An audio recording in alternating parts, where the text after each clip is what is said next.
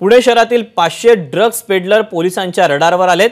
पुणे पोलिसांनी गेल्या 3 वर्षातील ड्रग्स पेडलर शोधलेत। मागील 3 वर्षांपासून आतापर्यंत अशी 535 जणांची यादी तयार केली आहे। पुण्यात ड्रग्सच्या खरेदी विक्रीमध्ये महिला आणि परदेशी नागरिकांचा समावेश आहे। पुणे पोलिसांनी मागील 3 वर्षात केलेल्या कारवाईत तब्बल 50 महिलांचा समावेश आहे। या पेडलरांना ड्रग्स कुठून येतं याची साखळी शोधत ती पूर्णपणे उद्ध्वस्त करण्याचं काम गुन्हे शाखेने हाती घेतलंय।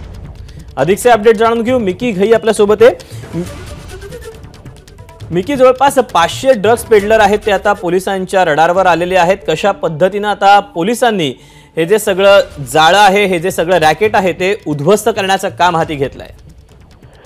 दीपक, जर आपण बघितलं की पुणे पोलिसांच्या क्राईम ब्रांच टीमनी आतापर्यंत जवळपास 3500 कोटीपेक्षा जास्त एमडी ड्रग हे पुणे शहर आणि वेगवेगळ्या शहरांमध्ये वेगवेगळ्या राज्यांमधून आतापर्यंत जप्त केलेला आहे। अर्थात पुण्यामध्ये जर आपण बघितलं तर शिक्षणाचं माहेरघर म्हणून पुणे शहराची ओळख आहे। खूप मोठ्या संख्येने विद्यार्थी बाहेरून इथं शिकण्यासाठी येतात, इथं राहत असतात, कामानिमित्ताने येतात आणि अशाच शहरामध्ये जवळपास 500हून अधिक जे ड्रग्स पेडलर्स आहेत, जे छोट्या छोट्या प्रमाणात वेगवेगळ्या ठिकाणी जाऊन ड्रग्स पोच करतात किंवा ड्रग्स विकतात, असे पेडलर्स त्यांच्या रडारवर आहेत। गेले 3 वर्षातला संपूर्ण रेकॉर्ड त्यांनी काढलेला आहे। यामध्ये खास करून जर आपण बघितलं तर विदेशी नागरिक असतील, त्याचबरोबर महिला असतील, यांचा खूप मोठा आतापर्यंत सहभाग याच्यामध्ये पोलिसांना दिसून आलेला आहे।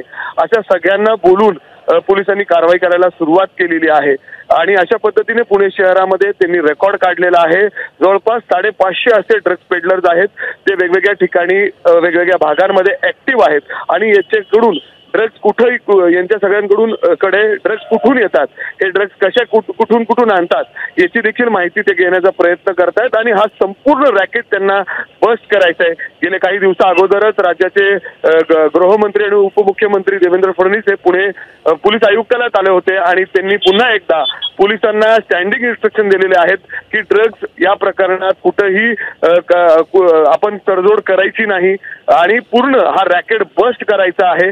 जी काही मदत लागेल ती करता येईल, परंतु हा संपूर्ण रॅकेट आपल्याला बस्ट करायचा आहे आणि मोठी कारवाई करा, कडक शिक्षा द्या, अशा पद्धतीने आदेश दिलेले होते आणि त्याच पद्धतीने आता पुणे पोलिसांची क्राईम ब्रांच टीम काम करताना दिसतीये। दीपक, मिकी, धन्यवाद दिलेल्या सविस्तर माहितीबद्दल।